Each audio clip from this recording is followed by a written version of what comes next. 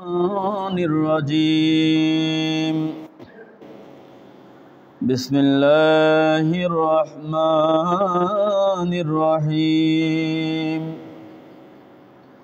الحمد لله الذي كفى وسلام على عباده الذين اصطفى خاصة على حبيبنا ومحمدا المصطفى في شان حبيبه ومحبوبه ومعشوقه آمرا ومخبرا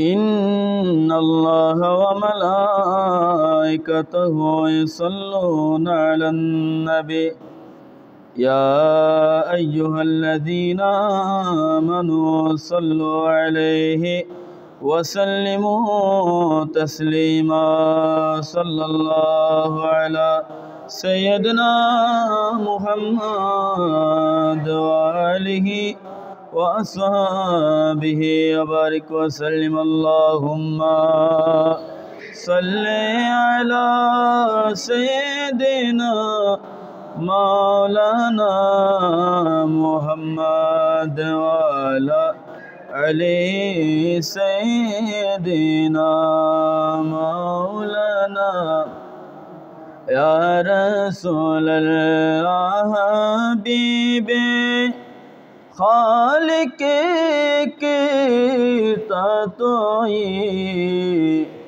برگزیدہ ذوالجلال پاک بے ہم تاتوئی اللہم صلی علی سیدنا مولانا محمد وعلی علی سیدنا مولانا عرشر نیچے سجدائے پڑے کندن نبی جارے جار মাফ করে দাও গো আল্লাহ উম্মত আমার গুনহগার আল্লাহুম্মা সাল্লি আলা সাইয়্যিদিনা মাওলানা মুহাম্মদ ওয়া আলা আলি সাইয়্যিদিনা মাওলানা صلاة يا رسول الله عليكم سلام يا مهجور برمت جان عالم ترحم يا رسول الله ترحم صلاة يا رسول الله عليكم سلام يا إننا في بحر هم مغرقون خذ يدي ساحل لنا أشقى لنا صلاة يا رسول الله عليكم سلام يا بسم الله الرحمن الرحيم إلا الذين تابوا وأصلحوا واعتصموا بالله وأخلصوا دينهم لله فأولئك مع المؤمنين وسوف يؤتي الله المؤمنين أجرا عظيما صدق الله المولانا العظيم وبلغنا رسوله النبي الحبيب الكريم ربي صل وسلم وبارك عليه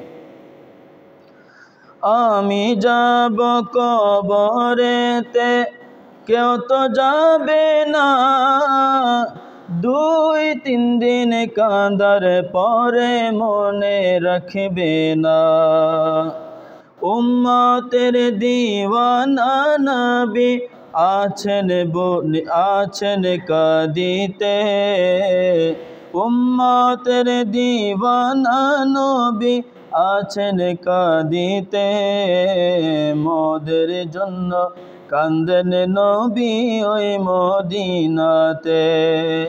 দিন রাত কান্দি শুধু নবীকে পেতে, মোদের জন্য কান্দেন নবী ওই মদিনাতে। সবাই যখন কবরেতে রেখে চলে যায়, তারপরে আমার প্রিয় নবী এসে যায়। উম্মতের দিওয়ানা নবী নিবেন বুকেতে, মোদের জন্য কান্দেন নবী ওই মদিনাতে। মোদের জন্য কান্দেন নবী ওই মদিনাতে। মুআজ্জিজ মোহতারাম, কাবিল এহতারাম, বেরাদরান দ্বীন ইসলাম, উপস্থিত মুসলিম এজাম, সামিন, মাইকের আওয়াজ শোনা খাওয়াতিন দ্বীন ইসলাম, রহমানা ও রহমাকুমুল্লাহ তাআলা ফিদ্দারাইন, দোয়ার উদ্দেশ্যে আবারও সালাম প্রেরণ করছি। আসসালামু আলাইকুম ওয়া রাহমাতুল্লাহি ওয়া বারাকাতুহু ওয়া মাগফিরাহ। আল্লাহ পাক জাল্লা শানুহুর দরবারে পাকের মধ্যে অসংখ্য গণিত শুকর গুজার করছি যে রব্বুল আলামিন আহকামুল হাকিমিন আজ পবিত্র জিলহজ মাসের তৃতীয় জুমার মধ্যে আমাদেরকে মসজিদে এসে বসে জুমার নামাজ আদায় করার সুযোগ তৌফিক দান করেছেন, আমাদেরকে সুস্থ সবল জিন্দগি নসিব করেছেন। ওই রবের প্রতি শুকরিয়াতে সবাই বলি আলহামদুলিল্লাহ। অসংখ্য গণিত দুরূদ ও সালামের নাজরানা পেশ করছে আকেন আমাদের তাজদারে মদিনা রাহমাতুল আলামিন হুজুর পুর নূর সাল্লাল্লাহু তাআলা আলাইহি ওয়াসাল্লামের প্রতি। হাজরিন, কুরআনুল কারীম থেকে আমি একটা আয়াত কারিমা তেলাওয়াত করেছি। রব্বুল আলামিন যদি তৌফিক দান করেন তাহলে এই আয়াতের আলোকে গুরুত্বপূর্ণ আলোচনা করার চেষ্টা করব। আল্লাহ পাক রব্বুল আলামিন আমাদের প্রত্যেককে শুনে আমাকে সহ আমল করার তৌফিক দান করুক, আমিন। আল্লাহ পাক রব্বুল আলামিন কুরআনুল কারীমের সূরা নিসার 146 নম্বর আয়াতের মধ্যে ইরশাদ করেন, বিসমিল্লাহির রহমানির রহিম, ইল্লাল্লাযীনা তাবু। আল্লাহ পাক রব্বুল আলামিন ইরশাদ করলেন, ইল্লাল্লাযীনা তাবু, যে সমস্ত লোকেরা তওবা করেছে, ওয়া আসলাহু, এবং নিজেকে সংশোধন করেছে, ওয়া আতাসিমু বিল্লাহে, এবং আল্লাহর রজ্জুকে, আল্লাহর রশিকে শক্ত করে ধরেছে, ওয়াখলাসু দীনাহুম লিল্লাহি, এবং নিজেদের দিনকে শুধুমাত্র একমাত্র আল্লাহর উদ্দেশ্যে, নিজেদের দিনকে আল্লাহর উদ্দেশ্যে করে নিয়েছে, ফাউলাইকা মাআল মুমিনিনা, তবে তারা মুমিনগণের সাথে রয়েছে। সুবহানাল্লাহ। ওয়াসাফা ইউতিল্লাহুল মুমিনিনা আজরান আযীমা, আর অবিলম্বে আল্লাহ মুমিনদেরকে মহা পুরস্কার দান করবেন। সুবহানাল্লাহ। পুরস্কার মুমিনদের জন্য, মুনাফিকদের জন্য কোনো পুরস্কার নাই। পুরস্কার ইমানদারের জন্য, বেঈমানের জন্য কোনো পুরস্কার নাই। পুরস্কার মুসলমানের জন্য, অমুসলিমের জন্য কোনো পুরস্কার নাই। পুরস্কার সাদিকিনদের জন্য, যারা আমানতের খেয়ানত করে তাদের জন্য কোনো পুরস্কার নাই। আমানত এটা অনেকভাবে হতে পারে। একজন মানুষ আপনাকে কোনো কিছু রাখতে দিয়েছে, উনি রাখতে দেওয়ার পরে বলল আমি এটা নির্দিষ্ট সময়ের মধ্যে বা অমুক তারিখ অমুক বার এটা আপনি আমাকে আবার ফেরত দিবেন। এটা হচ্ছে উনার পক্ষ থেকে আপনার কাছে একটা আমানত।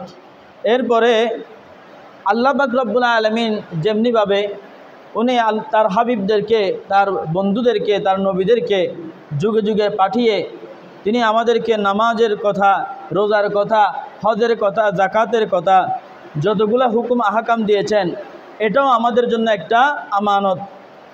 আল্লাহুম্মা সাল্লি, এটা দেওয়া কি ফরজ? এটা দেওয়া কি ফরজ নাকি? রাখেন এটা।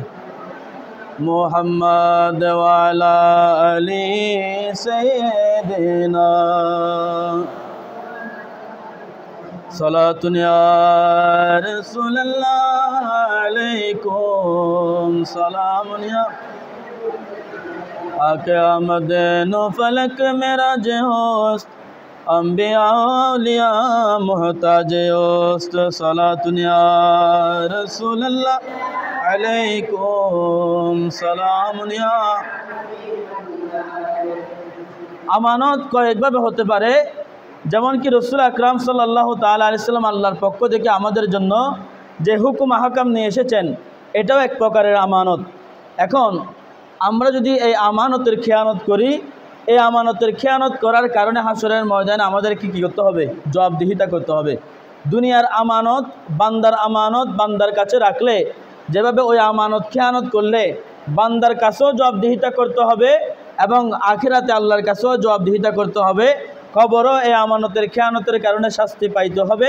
তেমনিভাবে আল্লাহর পক্ষ থেকে নবীগণের দ্বারা আমাদের উপরে যে আমানত আল্লাহ বর্ণনা করেছেন, যে আমানত আমাদের উপরে আল্লাহ অর্পিত করেছেন, এই আমানতের খেয়ানত যদি আমরাও করি, আমাদেরকে দুনিয়াতেও শাস্তি ভোগ করতে হবে, দুনিয়াতেও অসম্মানে হতে হবে, কবরও আমাদেরকে শাস্তি ভোগ করতে হবে।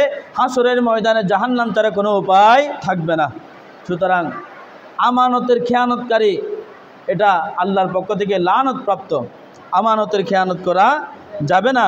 আল্লাহ পাক রব্বুল আলামিন এই আয়াতের মধ্যে বলেছেন, যারা তওবা করেছে, যারা অন্তর থেকে খালেস নিয়তে তওবা করেছে, ওয়াসলাহু ওয়া আসলাহু এবং নিজেদেরকে সংশোধন করেছে, নিজেকে সংশোধন করেছে, নিজের অন্তরকে সংশোধন করেছে, নিজের চরিত্রকে যারা সংশোধন করেছে, ওয়াতাসিমু বিল্লাহি এবং আল্লাহর রশিকে শক্ত করে ধরে রেখেছে। আল্লাহর রশি মানে কি? নামাজ, রোজা, হজ, জাকাত, সুন্দর আচরণ, উত্তম ব্যবহার, উত্তম আচরণ, এগুলা যারা ধরে রেখেছে, এগুলা ধরে রাখার মাধ্যমে যারা আল্লাহর রশিকে শক্ত করে ধরেছে, ওয়াখলাসু দীনাহুম লিল্লাহি এবং দিনকে একমাত্র আল্লাহর জন্য করে নিয়েছে, ফাউলাইকা মাআল মুমিনিনা তারা হচ্ছে মুমিনদের সাথে, সাদিকিনদের সাথে, সিদ্দিকিনদের সাথে, শহীদদের সাথে। বড় করে বলেন সুবহানাল্লাহ। ওয়াসাফা ইউতিল্লাহিল মুমিনিনা আজরান আযীমা। আর অবিলম্বে আল্লাহ মুমিনদেরকে মহা পুরস্কার দান করবেন। দুনিয়াতেও মুমিনদের জন্য পুরস্কার রয়েছে, আখিরাতের মধ্যেও মুমিনদের জন্য পুরস্কার রয়েছে। দুনিয়াতে আপনি দেখবেন একজন ব্যক্তি যখন ঘরের মধ্যে একটু খানাপিনা মেজবানির আয়োজন করে, তিনি নামাজই দেখে দেখে দাওয়াত দেয়। কোন ব্যক্তিটা নামাজ পড়ে 5 ওয়াক্ত, উনি আত্মীয় না হোক তবু ওনাকে কী দেয়? দাওয়াত দেয়। অথবা একজন নামাজি যখন রাস্তা দিয়ে হেঁটে যায়, মানুষ অনায়াসে তাকে রাস্তা করে দেয়, তাকে সালাম দেয়, তাকে সম্মান করে। একজন নামাজি ব্যক্তি যখন হঠাৎ দোকানে যায়, মানুষ তাকে তার নামাজের সম্মানার্থে দোকানের মধ্যে হঠাৎ টিভি বন্ধ করে দেয় বা অসৎ আচরণ করলে অসৎ আচরণ বন্ধ করে দেয়, বলে একজন নামাজি এখানে এসে কি করেছে? বসেছেন। কিন্তু নামাজিও নামাজির মতো হইতে হবে। তাহলে নামাজি হইলে, আল্লাহর সঠিক বান্দা হলে দুনিয়ার মধ্যেও সম্মান আছে, আবার কবরে যখন যাবে তখন কবরের মধ্যেও সম্মান আছে। কবরের তার বিছানাটা জান্নাতি বিছানা করানো হবে, কবরে তার কাফনটা জান্নাতি পোশাক করানো হবে, কবরের মধ্যে জান্নাতি নাচ নিয়ামত তার জন্য দেওয়া হবে এবং হাসরের ময়দানে আমলনামা ডান হাতে দেওয়া হবে। মিজানের পাল্লা তার জন্য আল্লাহর রহমতে ভারী হয়ে যাবে এবং অবশেষে আল্লাহর এই রজ্জুকে দুনিয়ার মধ্যে শক্ত করে আঁকড়ে ধরার জন্য অবশেষে সে জান্নাত প্রাপ্ত হবে। সুবহানাল্লাহ। আল্লাহ পাক রব্বুল আলামিন আমাদের প্রত্যেককে আল্লাহর রজ্জুকে শক্ত করে ধারণ করার তৌফিক দান করুক, আমিন। এরপরে সহিহ মুসলিম শরীফের 2 খণ্ড 317 পৃষ্ঠা 2567 নম্বর হাদিস। এই হাদিসের মধ্যে ওয়ান আবি হুরায়রা হযরত আবু হুরায়রা রাদিয়াল্লাহু তাআলা আনহু বর্ণনা করছেন, কলা রাসূলুল্লাহ সাল্লাল্লাহু তাআলা আলাইহি ওয়াসাল্লাম, রাসূল পাক সাল্লাল্লাহু আলাইহি ওয়াসাল্লাম ইরশাদ করেছেন, ইন্নাল্লাহা লা ইয়ানজুরু ইলা আজসামিকুম। আল্লাহ রাসূল বলছেন, নিশ্চয় আল্লাহ পাক রব্বুল আলামিন লা ইয়ানজুরু ইলা আজসামিকুম, তোমাদের শরীর দেখেন না। আল্লাহ তোমাদের কার শরীর কত বড়, কার হাতের ডোয়া কত বড়, কার মাংস বেশি কত বড়, কার ফ্যাট কত বড়, এগুলো আল্লাহ দেখেন না। ওয়ালা ইলা সুয়ারিকুম, আল্লাহ পাক রব্বুল আলামিন তোমাদের চেহারা, কার চেহারা কত সুন্দর, কার চেহারা কালো, কার চেহারা বাঁকা, কার চেহারার কি রয়েছে, এগুলো আল্লাহ দেখেন না। হ্যাঁ, কি দেখেন? ওয়ালাকি ইয়ানজুরু ইলা কুলুবিকুম, আল্লাহ পাক রব্বুল আলামিন তোমাদের কলবে কি আছে, কার কলব কত পরিষ্কার, এটা দেখেন। সুবহানাল্লাহ। আল্লাহ বান্দার কলব দেখেন, আল্লাহ বান্দার শরীর দেখেন না, আল্লাহ বান্দার সুরত দেখেন না, আল্লাহ বান্দার চেহারা দেখেন না।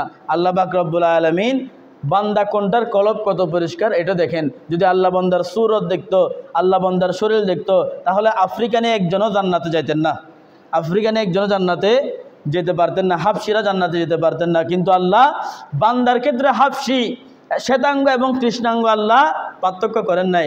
আল্লাহ বান্দার ক্ষেত্রে বলেছেন ওয়ালাকিন ইয়ানজুরু ইলা কুলুবিকুম, আমি আল্লাহ বান্দার চেহারা দেখি না, বান্দার আকৃতি দেখি না, আমি আল্লাহ বান্দার কলব দেখি, কলবের মধ্যে কতটুকু ঈমান রয়েছে, কলবের মধ্যে আমি আল্লাহ এবং আমার রাসূলের জন্য কতটুকু ভালোবাসা রয়েছে, কলবের মধ্যে কতটুকু আমি আল্লাহকে জায়গা দিতে পেরেছে, এটাই আমি আল্লাহ দেখি। বড় করে বলেন সুবহানাল্লাহ। আল্লাহুম্মা সাল্লি আলা মাওলানা মুহাম্মদ ওয়ালা আলি সাইয়্যিদিনা। অপর আয়াতের মধ্যে আসছেন ইন্নাল্লাহা লা ইয়ানজুরু ইলা সুওয়ারিকুম, আল্লাহ পাক রব্বুল আলামিন বান্দার আকৃতির দিকে, বান্দা লম্বা নাকি খাটো, বাটে নাকি লম্বা, এগুলো আল্লাহ দেখেন না। ওয়া আমওয়ালিকুম, বান্দা কোটিপতি নাকি বান্দা ফকির, নাকি বান্দা গরিব, নাকি বান্দা লাখপতি কোটিপতি, এগুলো আল্লাহ দেখেন না। ওয়ালাকিন ইয়ানজুরু ইলা কুলুবিকুম, আল্লাহ পাক রব্বুল আলামিন বান্দার কলব, ওয়া আমালিকুম, এবং বান্দার কলবের তাকওয়া, এবং বান্দা কতটুকু তাকওয়া নিয়ে আমল করেছে, কতটুকু তাকওয়া নিয়ে নামাজ পড়েছে, কতটুকু তাকওয়া নিয়ে ভালোবাসা নিয়ে আল্লাহর ইবাদত করেছে, এটাই আল্লাহ পাক রব্বুল আলামিন দেখেন। ওয়ান আবি মুসা আশআরী রাদিয়াল্লাহু তাআলা, সহিহ বুখারী শরীফের মধ্যে আসছে, হযরত আবু মুসা আশআরী রাদিয়াল্লাহু তাআলা আনহু বলছেন সুইলা রাসূলুল্লাহ সাল্লাল্লাহু তাআলা আলাইহি সাল্লাম, এক ব্যক্তি আমার রাসূলকে সওয়াল করলেন, সুইলা সওয়াল করলেন, প্রশ্ন করলেন, আনির রাজুলি, এক ব্যক্তি প্রশ্ন করলেন, ইয়া রাসূলুল্লাহ ইউকাতিলু শাজাআতান, ইয়া রাসূলুল্লাহ এমন ব্যক্তি সম্পর্কে আমি জিজ্ঞেস করতে চাই, ইউকাতিলু শাজাআতান, যে ব্যক্তি ইসলামের জন্য, ইসলামের পক্ষ হয়ে কাফেরদের বিপক্ষ হয়ে বীরত্ব দেখানোর জন্য যুদ্ধ করেছে, এটা এক নাম্বার। ওয়া ইউকাতিলু হামিয়াতান, এবং এরপরে এমন ব্যক্তি যিনি ইসলামের পক্ষ হয়ে কাফেরদের বিপক্ষ হয়ে নিজের আত্মরক্ষার উদ্দেশ্যে কি করেছেন, যুদ্ধ করেছেন। এরপরে তৃতীয় নাম্বার ওয়া ইউকাতিলু রিআয়ান, এরপরে ইয়া রাসূলুল্লাহ এমন ব্যক্তি, যে ব্যক্তি ইসলামের পক্ষ নিয়ে কাফেরদের বিপক্ষে নিজের সম্মানকে উচ্চ করার জন্য যুদ্ধ করেছেন। এরপরে ওই ব্যক্তি বলেন, ইয়া রাসূলুল্লাহ আমি জানতে চাই এই তিন ব্যক্তির মধ্যে কোন ব্যক্তির যুদ্ধটা উত্তম, কোন ব্যক্তির যুদ্ধটা সঠিক হয়েছে, কোন ব্যক্তির যুদ্ধটা আল্লাহর রাহের মধ্যে হালাল হয়েছে। আমার রাসূল বললেন, আইয়ু যালিকা ইয়াকুনু ফি সাবিলিল্লাহ, যে ব্যক্তি শুধুমাত্র ফি সাবিলিল্লাহ, আল্লাহর ওয়াস্তে, শুধুমাত্র আল্লাহর ওয়াস্তে যুদ্ধ করবে, ওই ব্যক্তির যুদ্ধটা সঠিক। এবং ফাকালা, আমার রাসূল বলেন, মান কাতালা লিতাকুনা কালিমাতুল্লাহ, এবং যে ব্যক্তি আল্লাহর কালিমাকে সমুন্নত করার জন্য, কালিমাকে উপরে তুলে ধরার জন্য, আল্লাহর কালিমাকে উজ্জীবিত করার জন্য, হিয়াল উলিয়া ফাহুয়া ফি সাবিলিল্লাহ, এবং আল্লাহর সন্তুষ্টে যুদ্ধ করেন, ওই ব্যক্তির যুদ্ধ আল্লাহর কাছে কবুলকৃত। এবং ওই ব্যক্তি যদি ওই যুদ্ধের মধ্যে ইন্তেকাল করেন, তাহলে তিনি শাহাদাতের মর্যাদা পাবেন, এবং হাসরের ময়দানে আরশ মুআল্লার নিচে তিনি, সামিয়ানার নিচে তিনি ছায়া পাবেন। বড় করে বলেন সুবহানাল্লাহ।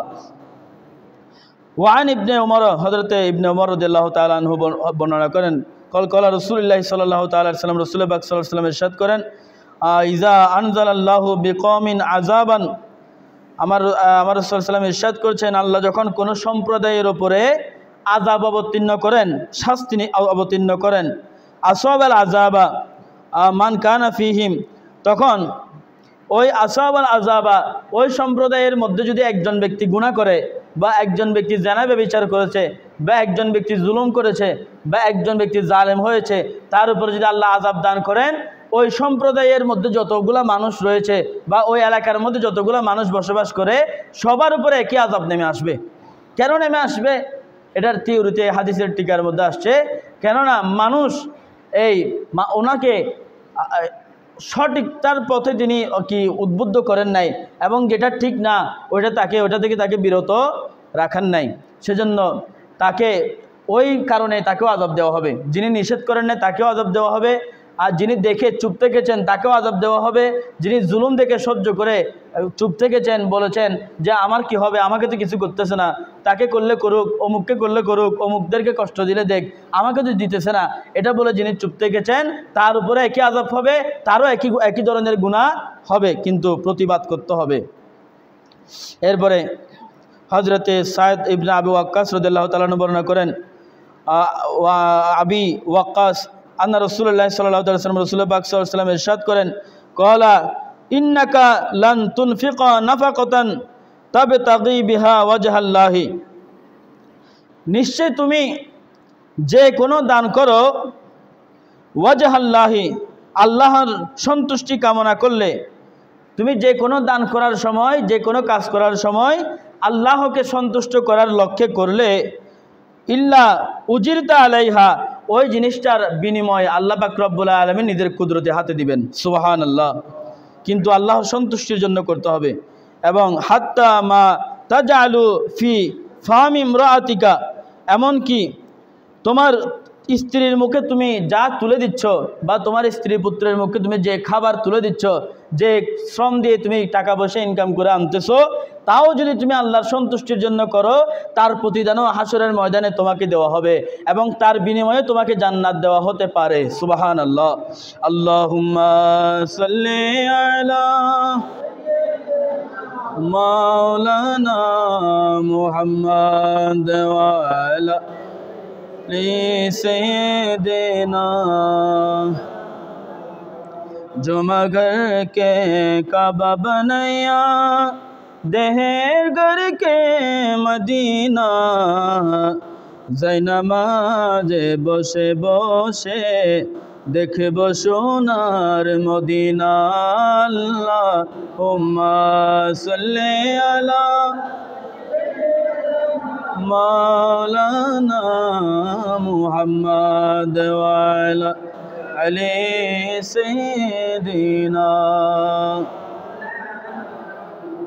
সুতরাং যা কিছু করবেন আল্লাহর সন্তুষ্টির জন্য করবেন, যা কিছু করবেন আল্লাহর রাজার জন্য করবেন, যা কিছু করবেন আল্লাহকে খুশি করার জন্য করবেন। ভালোবাসবেন আল্লাহকে খুশি করার জন্য ভালোবাসবেন, ঘৃণা করবেন আল্লাহকে, তাও আল্লাহর সন্তুষ্টির জন্য করবেন, এবং যুদ্ধ করবেন তাও আল্লাহর সন্তুষ্টির জন্য করবেন। প্রত্যেক কিছু আল্লাহর সন্তুষ্টির জন্য করতে হবে। কিতাবের মধ্যে, কালামুল্লাহর মধ্যে আল্লাহ অসংখ্য আয়াত এরকম এনেছেন আল্লাহর সন্তুষ্টির ব্যাপারে, এবং যারা খারাপ কাজ করে তাদেরকে সতর্ক করবেন, তাদেরকে ওই জিনিসটা থেকে ফিরে আসার জন্য তাদেরকে আপনি অবগত করবেন, এবং যারা বেনামাজি তাদেরকে নামাজের দিকে আহ্বান করবেন। নামাজ আপনি পড়লে যে সওয়াব, আহ্বান করলে ওইরকম সওয়াব আপনাকে দান করা হবে। সুবহানাল্লাহ।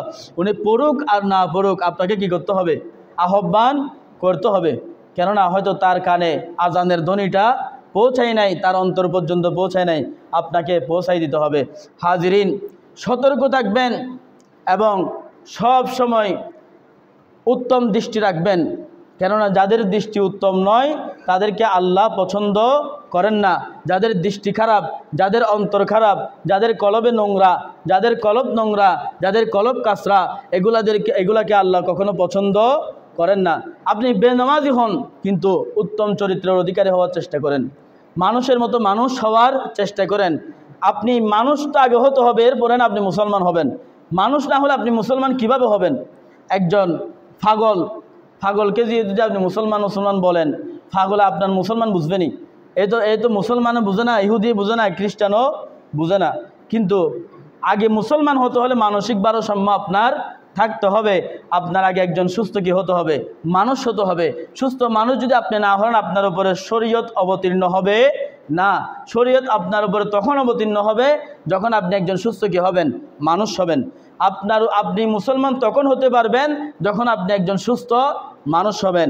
আর যে ব্যক্তিরা কথায় কথায় মানুষের মনে কষ্ট দেয়, যে ব্যক্তিরা কথায় কথায় মানুষের সম্পদ আত্মসাৎ করে, যে ব্যক্তিদের এই জবান থেকে মিল লিসানিহি ওয়া ইয়াদিহি, জবান থেকে এবং হাত থেকে মান সলিমাল মুসলিমুনা ওয়াল মুসলিমুন, অন্য মুসলমান নিরাপদ কখনো হতে পারে না। ওই ব্যক্তিরা কখনো নিজেকে মুসলমান দাবি করার অধিকার রাখে না। মুসলমান সে যার হাত থেকে অপর মুসলমান কি থাকবে? নিরাপদ থাকবে। মুসলমান সে যার জবান থেকে, যার কথাবার্তা থেকে অপর মুসলমান নিরাপদ থাকবে। অপর মুসলমান স্বস্তি ভোগ করবে, যার কাছে অপর মুসলমান নিরাপদ ভোগ করবে, সে হচ্ছে আল্লাহর এই জমিনের মধ্যে একজন প্রকৃত মুসলমান। সবাই বলেন সুবহানাল্লাহ। সুতরাং মুসলমান হতে হলে ওইভাবে হতে হবে, একে অপরের কি হতে হবে? পরিপূরক হতে হবে। আপনি যদি আমার পরিপূরক হতে না পারেন, আমি যদি আপনার পরিপূরক হতে না পারি, আমি যদি আপনাকে সইতে না পারি, আপনি যদি আমাকে সইতে না পারেন, আমি যদি আপনাকে সহ্য করতে না পারি, আপনি যদি আমাকে সহ্য করতে না পারেন, তাহলে আল্লাহ কিভাবে আপনাকে সহ্য করবে? আপনি বলেন।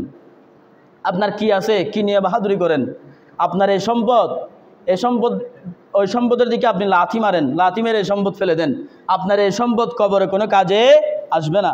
আপনার দুনদুন সম্পত্তি আপনার কবরে দেওয়া হবে না। আপনি যদি আমাকে ওসিয়ত করে যান, ইমাম সাহেব হাত ধরে বলতেছি, কবরে যখন দেওয়া হবে আমার সম্পদের দলিলগুলো একটু কবরে দিয়ে দিয়েন, কাজ হবে নি। আপনার সম্পদের দলিল দেখালে কোনো কাজ হবে? তাহলে আপনার সম্পদ যেগুলো নিয়ে আপনি পাহারা দিচ্ছেন, যেগুলোর জন্য নামাজে আসতেছেন না, যেগুলোর জন্য আপনি মানুষকে মানুষ বলতেছেন না, ওই সম্পদ আপনার কোনো কাজে আসবে না। আপনার পদবি, আপনি অনেক বড় নেতা, আপনি অনেক বড় মন্ত্রী, আপনার এই মন্ত্রীগিরি কবরে যাবে না। কত রাষ্ট্রপতিরা কবরে চলে গেল, আজকে মানুষ নামও নিতেছে না।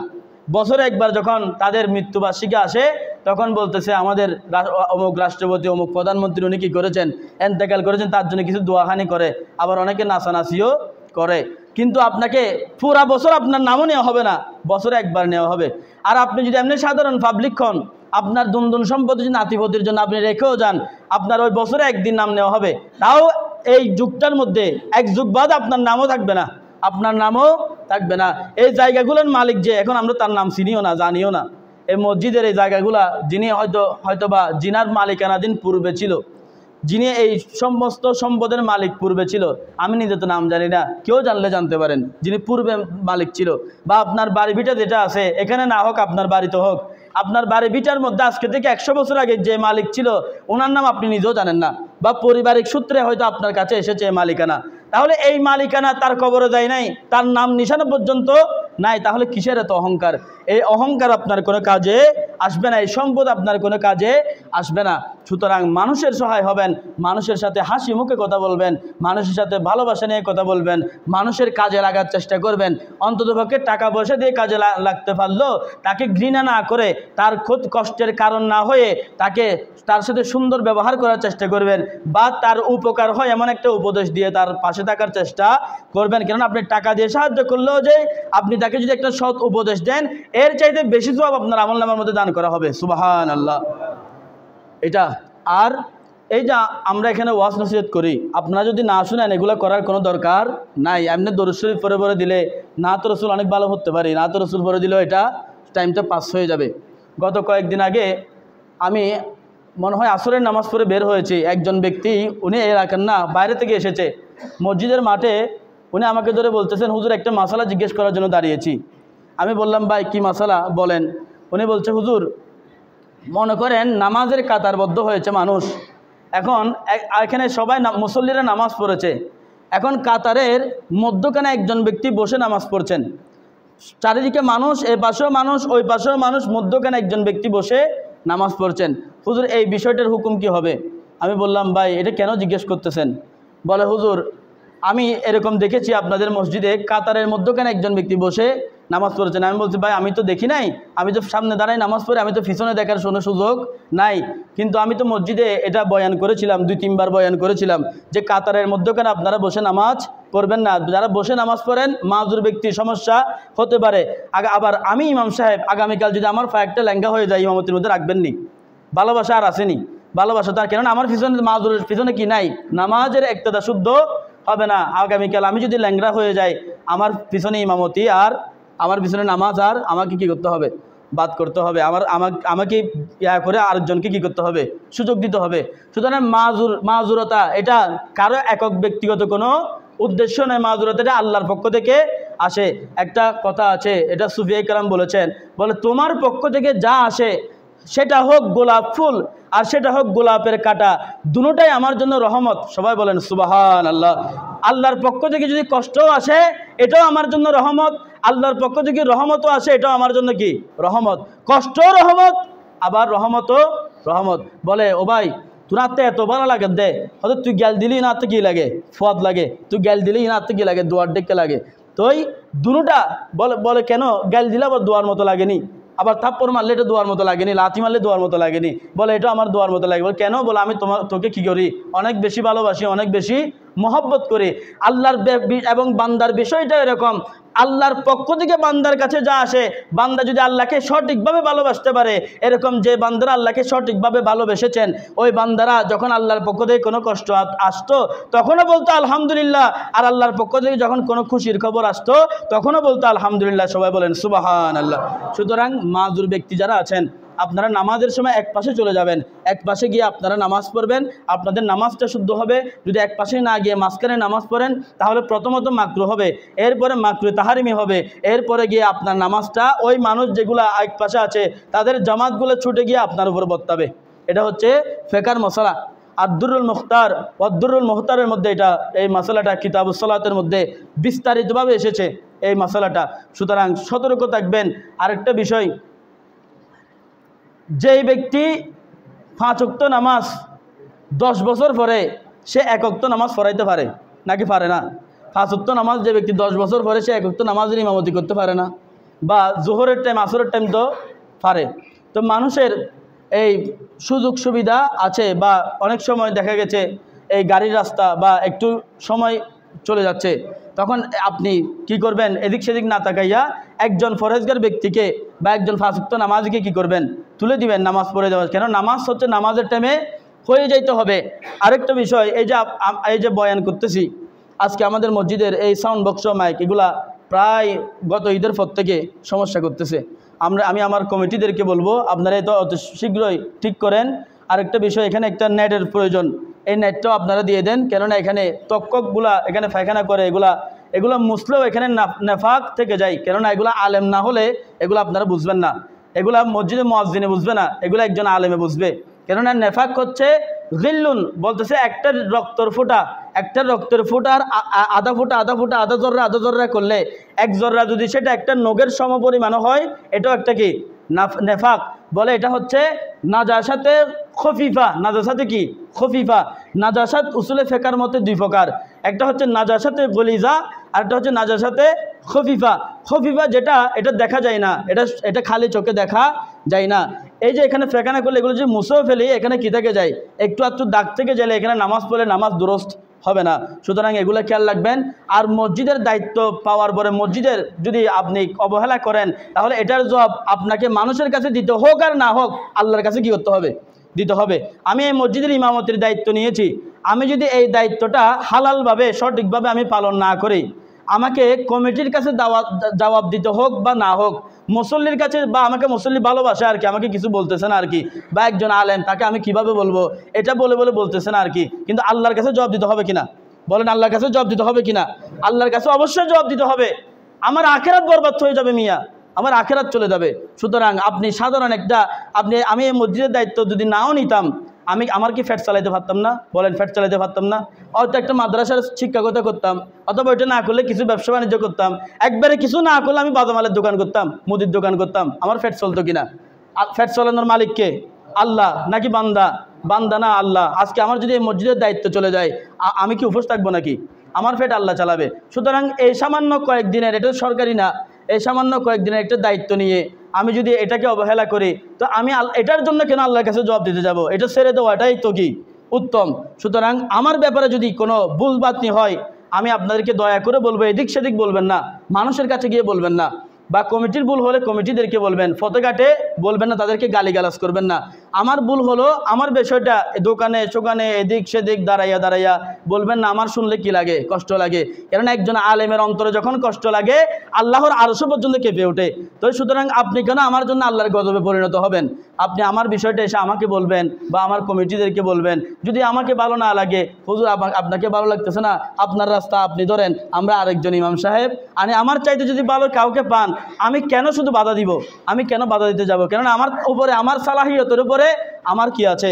আমার সালাহিয়তের উপর আমার গ্যারান্টি আছে ভাই, আমার সালাহিয়তের উপর আমার গ্যারান্টি আছে, আমার কাবালিয়তের উপর আমার গ্যারান্টি আছে।